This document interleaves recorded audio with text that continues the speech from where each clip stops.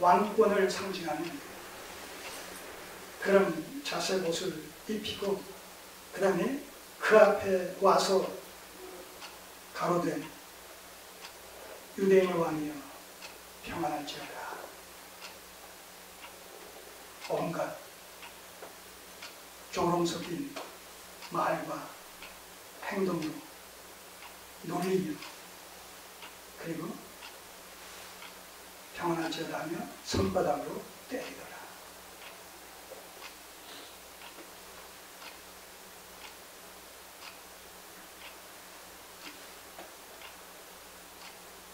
마음 같으셨으면 어떻게 행동하셨을 것 같아요?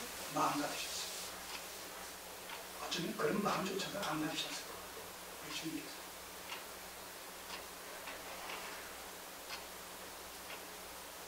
그래서 말씀이 이 장을 피해달라는 그 말씀도 우리가 상당 부분 인간적인 관점에서 인성을 입으셨기 때문에 인간적인 면에서 육신적으로 가해올 이런 그 십자가의 어떤 고통을 생각하면서 피해달라라고 우리가 쉽게 말할 수 있을지 모르지만 오히려 깊이 묵상을 하면 그것보다는 그 너무나 순진한 생각이고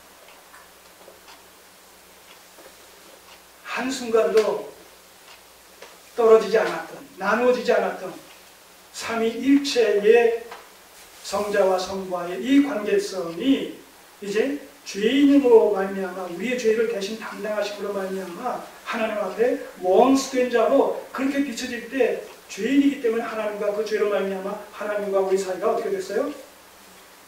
멀어지고 나누어졌다라고 또 원수되어졌다라고 말하고 있는 그 말씀이 적용되어지는 것을 통해서 성자 예수께서 더 이상 하나님의 제2위 성자 하나님이 아니라 우리의 죄의 징벌을 담당하시는 것으로 말미암아서 하나님 앞에서는 죄인으로 그렇게 정죄 당할 수밖에 없는 인물이 되셨기 때문에 하나님과는 원수된 자로서 관계가 끊어지는 단절되어지는 데서 오는 이 영적인 고통 이것 때문에 할 수만 있으면 이 장을 피해달라 이렇게 우리가 이해를 하고 해석을 하는 것이 보다 성경적이고 본질에 가까운 관점이 아니겠는가 그런 생각을 해보게 된다는 거예요.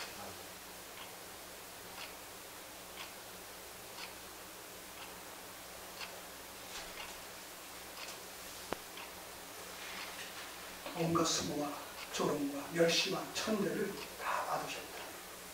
누구 때문에? 나 때문에. 내 죄값을 이런 방식으로 담당하셨다. 좀 더 대속의 의미를, 구속의 의미를 좀 더 입체적으로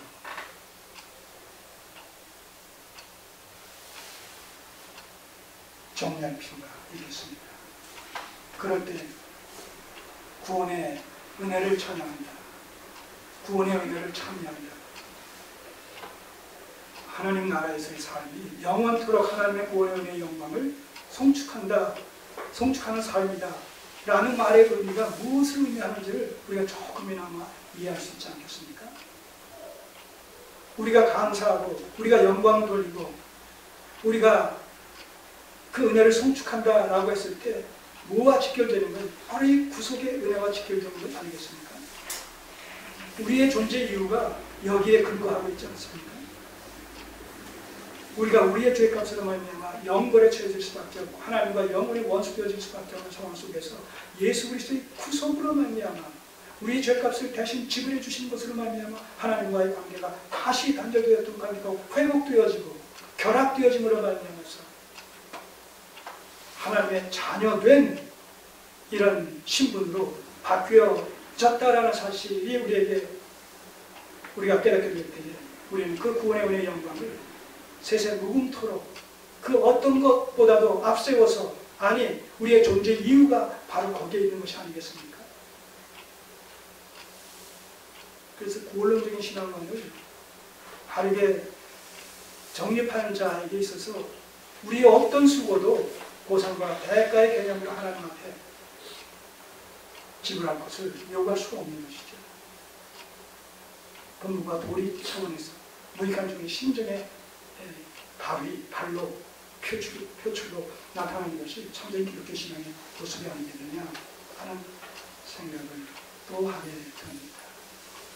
자, 이렇게 조롱하며 멸시천대 비천한 이런 모습의 예수 그리스도를 이제 저들 앞에 끌고 나가는 거예요. 4절 빌라도가 다시 밖에 나가 말하되 보라 이 사람을 데리고 너희에게 나오나니 이는 내가 그에게서 아무 죄도 찾지 못한 것을 너희로 알게 하려 함이로다. 내가 이렇게까지 신문을 했지만 그에게서 혐의를 확인할 만한 아무것도 찾지 못했다. 내가 그저 그냥 말로 놔주자 하는 얘기가 아니라 이렇게 철저하게 신문했다. 법에 근거해서 그걸 지금 저들에게 설득을 하는 겁니다. 5절 예수께서 가시멸관을 쓰고 자색옷을 입고 나오시니 빌라도가 저에게 말하되 보라 이 사람이로다 하네. 여기서 이 말씀이 중요한 거예요. 보라 이 사람이로다 하는 이 말의 의미는 빌라도가 지금 온갖 수모와 멸시와 천대와 고통당하신 피가 줄줄 머리서부터 온몸에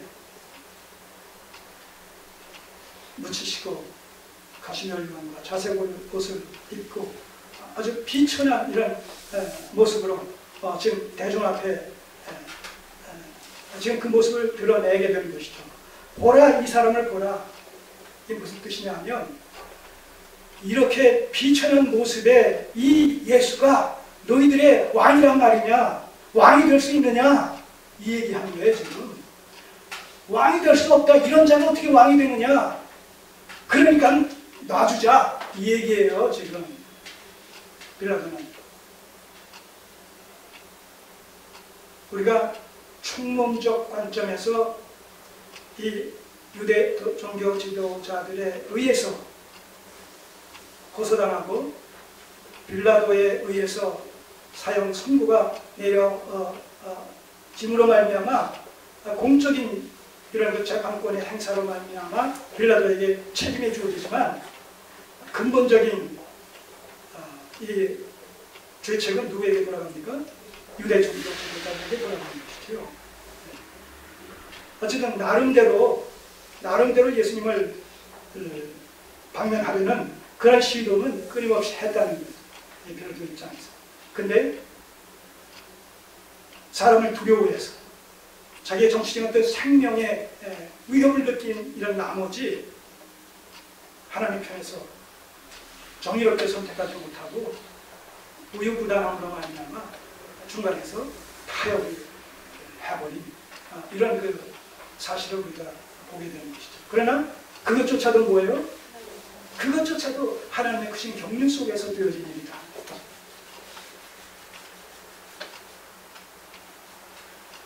자, 보라 이 사람이로다.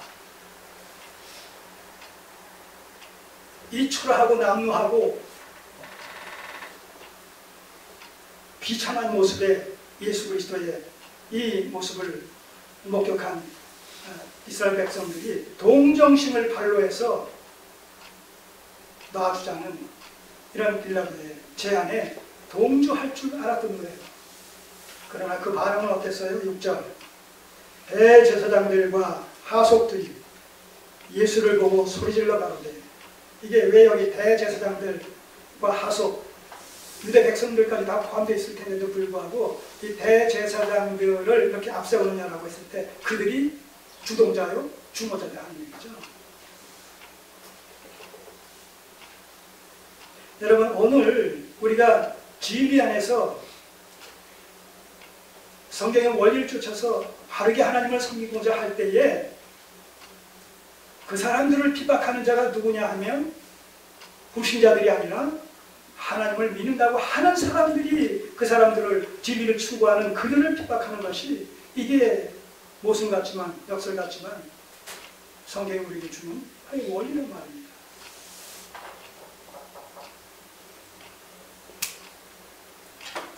믿지 않는 사람들에게 있어서는 믿는 자들이 하나님을 믿든 누구를 믿든 상관이 없어요. 관계가 없어요. 자기들의 이해관계와 아무런 연관이 안 되니까. 그러나 같은 기독교라는 그 범주 안에 있는 사람들에게는 누가 옳다, 누가 그르다라고 한다면, 누가 옳다라고 하면 그렇지 않은 사람들은 뭐예요? 그런 것이 되지 않겠습니까? 상대적으로 불이익을 당할 수밖에 없는 것이기 때문에 당하지 않기 위해서 그들은 의기투합해서 옳다는 사람들을 공격할 수밖에 없는 겁니다. 지금 우리는 유대교와 예수 그리스도로 말미암는 이 기독교 간의 이 보이지 않는 알력, 투쟁, 이 모습을 우리가 계속 사복음서를 통해서 보지 않습니까? 여기서도 마찬가지. 그리고 그 모습이 이제 예수 그리스도를 죽이는 일에 앞장선자들의 모습으로 이렇게 비춰지는 거예요.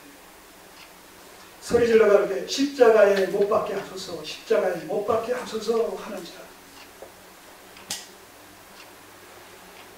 누가 그렸는지 모르지만 제가 주님을 영접한 이후에 그 구원의 감격과 기쁨을 계속 현상 유지하고 있었던 그런 초기 단계에 어떤 화가가 그린 그 두 편의 그 그림을 그때 목격하게 됐어요.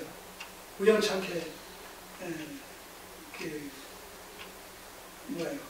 기독교 백화점에서 그 하나가 뭐냐면 부활에 대한 그림이고 하나는 십자가에 달리신 그 모습이 이렇게 길게 옆으로 보는데 그때 그 부활이라는 거기에 제목이 The Resurrection이라는 그 다음에 십자가에 달려 Crucifixion이라는 그 두 단어를 그때 그 두 단어를 얼마나 크게 그냥 클로즈업돼서 오는지 그래가지고 사전을 찾아보면서 Resurrection, Crucifixion 이걸 계속 암송하면서 마음판에 새겼던 그런 기억이 있어요.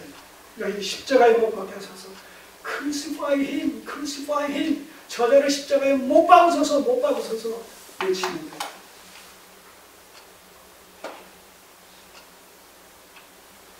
그가 누군지도 모르고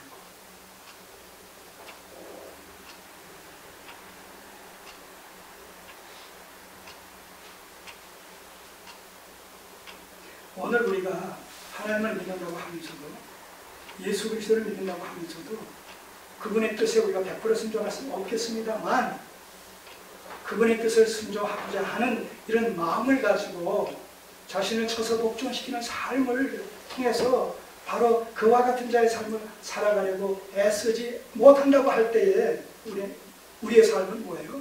우리의 삶을 통해서 그리스도를 계속해서 십자가에 못 박는 삶을 살아가는 것이나 본질에서 다를 바가 없는 거예요. 역사 속에서 유대인들만이 예수 그리스도를 물리적으로 십자가에 못 박게 한 그 장본인 그들만이 예수님의 십자가 사건에 하나의 죄인으로 정죄되는 것이 아니라 모든 시대에 예수 그리스도를 믿는다고 하면서도 안다고 하면서도 그 뜻을 쫓아 살아가지 못할 때 그러면 그 삶을 총체적으로 예수 그리스도를 또다시 못 박는 삶으로 그렇게 우리는 정리할 수밖에 없어요. 바라바를 택하고 예수 그리스도를 십자가에 못 박으라고 내어 드리는 그런 삶과 본질에서 다를 바가 없다는 것이죠. 보다 우리가 신중하게 깊이 있게 의미 있게 이 사건들을, 이 말씀들을 우리가 참고하면서 우리의 신앙이 정체성이 구원론적인 신앙이다 라고 했을 때 우리가 그렇게 구원론적인 신앙이다 라고 생각하는 그 우리의 신앙관의 정체성을 다시 한번 재음미해 볼 수 있는 그런 계기가 되어졌으면 좋겠습니다. 자, 저들의 성화에 못 이어서